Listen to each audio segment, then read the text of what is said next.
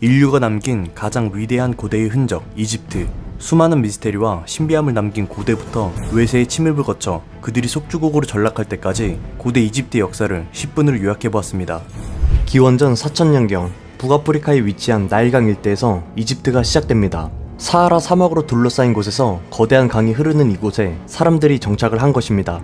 고대 이집트 문명이 발달하는 데에는 이 나일강이 매우 크게 작용했는데, 나일강은 다른 강에서는 찾기 힘든 중요한 특징을 가지고 있었습니다. 그것은 바로 정기적으로 범람한다는 것이죠. 매년 5월에 내리는 폭우 때문에 물이 넘쳐 흐르게 되고, 이것이 나일강 일대의 땅을 굉장히 비옥하게 해주고 있었습니다. 훗날 이 지역의 엄청난 농업 생산량으로 이집트는 아주 오랜 시간 동안 헤게모니를 누리게 됩니다. 시간이 흐르면서 이곳에 있던 사람들은 식량을 확보하거나 영토를 확장하기 위해 전쟁에 뛰어들었는데, 그렇게 나일강을 중심으로 두 개의 왕국, 상이집트와 하이집트가 등장합니다. 이곳을 통치하던 왕들은 각각 하얀색과 빨간색 왕관을 쓰면서 자신의 권력을 표시했으며, 후에는 메네스가 두 왕국을 통일하면서 하얀색과 빨간색 왕관을 이중으로 쓰게 되죠. 그리고 기원전 3100년 본격적인 이집트 왕조의 시작을 알립니다. 사실 이 당시 아직 북유럽에서는 메모드가 살고 있었고, 고조선에는 단군 신화가 생기기도 전의 일이었죠. 위에는 바다, 주위는 사막으로 이루어진 폐쇄된 지형으로 고대 이집트 초기에는 오랫동안 이민족의 침략이 적었습니다.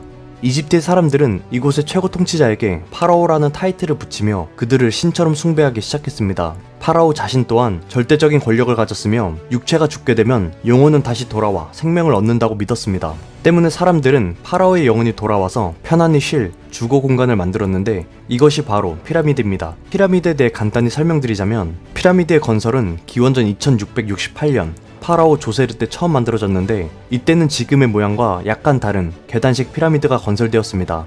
시간이 흐르면서 이집트 사회는 더욱 안정되고 강력해져 파라오들은 피라미드를 더욱 높게 짓기 시작했습니다. 그리고 파라오 쿠푸 때 기존의 피라미드에서 그 규모를 극대화하여 우리에게 잘 알려진 대피라미드를 완성합니다. 기록에 따르면 10만 명이 20년에 걸쳐 지었다고 합니다. 이러한 초기 이집트는 고대 세계에서 가장 풍요로운 나라로 발전되었습니다. 피라미드뿐만 아니라 왕의 신전과 스핑크스 같은 최고의 건축물은 물론 그에 따르는 시설물들과 왕을 재현하는 현상들을 통해 파라오의 절대 권력을 드러냈죠. 하지만 이러한 시기가 지나고 파라오의 권력을 위협하는 존재들이 있었으니 그들은 이집트의 지방 귀족들이었습니다. 이들이 점점 파라오의 권위를 위협해가자 급기야 각 지방에는 귀족들이 왕권을 능가해버리기까지 합니다. 이로 인해 사회는 불안정해져갔고 파라오의 권한도 서서히 무너져갔습니다. 그 후로 70일 동안 70명의 파라오가 생겼다고 할 정도로 대혼란의 시기를 겪습니다.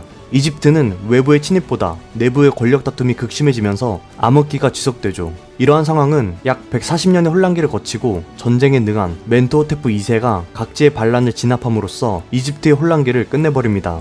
그에게는 두 땅을 통일한 자라는 칭호가 붙게 되고, 전쟁에 능한 파라오답게 전쟁과 관련한 유물을 많이 남깁니다. 하지만 이러한 평화도 오래가지 못했습니다.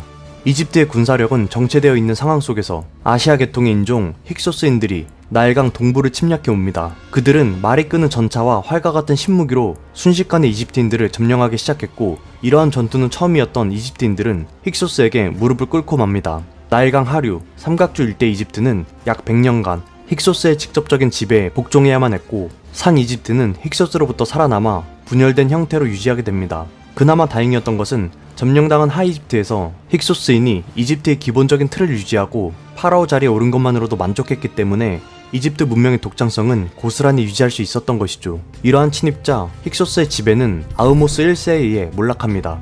아흐모스의 아버지와 할아버지는 모두 힉소스에 대항하여 싸우다 죽고, 형제 또한 의문모를 죽음을 당하자 아흐모스가 나일강 유역에서 힉소스를 완전히 몰아낸 것입니다. 이로써 고대 이집트 역사상 최고의 전성기 신왕국 시대가 시작됩니다.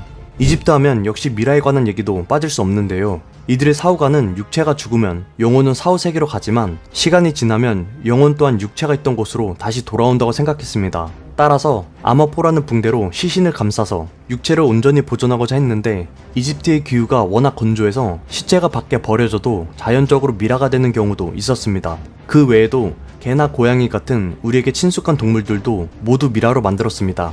이집트 왕국은 지배당한 경험을 바탕으로 군사력을 대폭 강화하기 시작했고, 정복전쟁에 뛰어들었습니다. 그리고 새 왕국 시대의 여왕 하트셉스트가 집권하면서 이집트 번영의 토대를 마련합니다. 이 당시 외부에서 무력에 의한 침략도 거의 없었기 때문에 그녀는 전쟁보다는 주변 국가와의 평화적 외교를 통해 부를 쌓아 올렸습니다. 그리고 창조와 건설, 평화를 추구하며 통치 기간 동안 성공적인 치세를 이룬 그녀는 고대에서 걸출한 여왕으로 기록됩니다. 그 당시 그녀가 머물렀던 신전은 아직까지도 남겨져 있는데 엄청난 크기와 완벽한 좌우 대칭으로 고대 이집트의 가장 아름다운 기념물로 기록되죠. 그녀가 죽고 공동 파라오로 올라있던 투트모스 3세가 권력을 차지합니다. 하트셉스트가 주로 무역을 했다면 이집트를 세계 제1의 제국으로 만들고 싶어 했던 투트모세는 대규모 군사정복을 단행합니다. 그렇게 20년간 17번의 원정을 떠나 약 350개의 크고 작은 도시부터 서아시아 지역까지 차지합니다.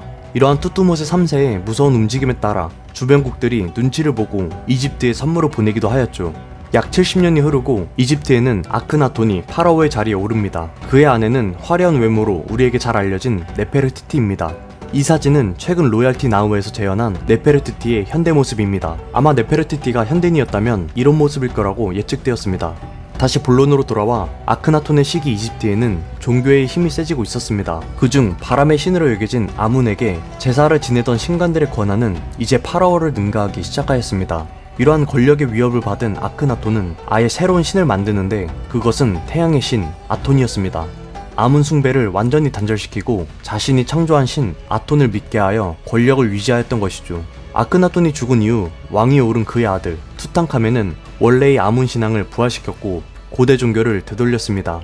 안타깝게도 투탕카멘은 18살의 어린 나이로 사망을 하게 되는데 그 이유는 근친상간으로 인한 유전적 질환이 크게 작용한 것으로 추정됩니다. 당시 이집트는 왕가를 계승하기 위해 근친혼으로 그 핏줄을 대대로 이었는데 이러한 행위가 유전적인 결함을 낳게 되고 투탕카멘 또한 갖가지 기형을 안고 태어나게 됩니다. 그는 선천적 내반족으로 걷기가 굉장히 힘들었으며 9개월로 인한 언어장애 또한 가졌을 것으로 추정되고 있습니다. 그의 사망 원인은 이러한 면역체계가 약해 말라리아에 걸린 것으로 판단되는 한편 두개골이 골절된 걸로 보아 암살당했다는 설도 거론되고 있습니다.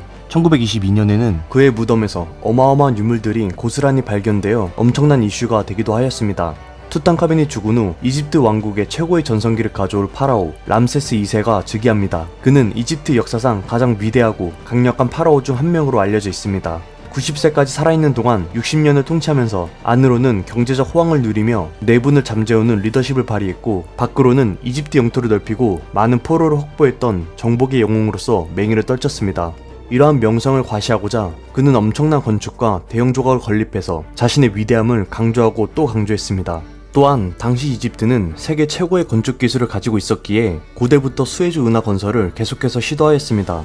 운하가 건설된다면 아프리카 대륙을 삥 둘러가지 않고 유럽에서 인도양으로 바로 갈 수 있기 때문에 해운업에 엄청난 영향력을 가지게 되는 것이었죠. 하지만 아무리 기술이 좋은 이집트도 사막지대에서 땅을 파내 운하를 건설한다는 것은 기술과 자금이 굉장히 많이 요구되었습니다. 실제로 운하 건설 과정에서 12만 명의 인명피해를 낳게 됩니다. 람세스 2세가 죽은 후 신왕국 시대의 이집트는 점점 쇠퇴의 길을 걷기 시작했습니다. 내부 분열과 더불어 여러 외부 세력의 침입에 시달리고 결국 이집트가 점령당하기까지 합니다. 한편 기원전 332년 그리스 반도에 있던 마케도니아의 알렉산드로스 대왕이 엄청난 영토 확장을 하기 시작했습니다. 그리스의 도시국가는 물론 이집트, 페르시아를 거쳐 대제국을 건설하죠. 이러한 알렉산드로스의 정복전쟁은 광범위한 지역에 점점 그리스 문화로 퍼뜨리는 시발점이 되었고 그가 죽은 후 고대 세계는 그리스의 영향력으로 뒤덮인 헬레니즘 시대를 열게 됩니다. 이 헬레니즘 시대는 알렉산드로스 대왕이 혼자 만들었다 해도 과언이 아니었기 때문에 알렉산드로스 제국이라고도 불리었죠. 이 헬레니즘 제국의 거대한 영토는 알렉산드로스가 죽고 4개의 왕조로 분열되었습니다. 그중 이집트는 프톨레마이오스 왕조의 통치하에 지배되는데 프톨레마이오스 왕조는 이집트인들을 쉽게 통치하기 위해 파라오로 승계하고 기존의 이집트를 이어가려고 했습니다. 즉 순수 이집트인이 아닌 그리스 계통의 프톨레마이오스의 혈통이 파라오 자리에 오른 것이었죠. 수백 년이 흐르면서 그리스와 이집트 문화는 점점 결합되어 갔고 이집트는 그 시대의 가장 발전한 문명을 이루었습니다. 하지만 내부에서는 정치적 격변과 여러 차례 폭동이 일어나고 있었는데 이러한 혼란 속에서 프톨레마이오스의 파라오로 클레오파트라가 자리에 오릅니다. 외부에서는 로마가 강대국으로 떠오르고 있는 상황에서 힘이 약한 이집트는 로마에 의존할 수밖에 없었습니다. 때문에 클레오파트라는 로마의 권력자를 사로잡아 자신의 편으로 만들었습니다. 로마의 두 권력자로 매혹시킨 클레오파트라의 파란만장한 스토리는 채널 영상에 따로 제작되어 있어서 더 자세히 볼 수 있습니다. 클레오파트라가 자결로 세상을 떠나자 이집트 파라오의 명맥은 그녀를 끝으로 완전히 끊어져 버립니다. 그리고 이집트는 당시 지중해를 제패하던 로마의 속주국으로 넘어가 버립니다. 로마의 속초가 되어버린 이집트는 곡물부터 기타 공유품들까지 로마에 공급해주는 곡창지대가 되었습니다. 하지만 여전히 이집트는 동방 교육의 중심지, 지중해에서 가장 중요한 곳이었기 때문에 속초임에도 부유함을 유지할 수 있었습니다. 또한 수학과 공학을 포함한 다양한 분야에서 새로운 지평을 열었으며 이러한 이집트의 엄청난 영향력은 동로마 제국 시대까지도 이어지게 됩니다.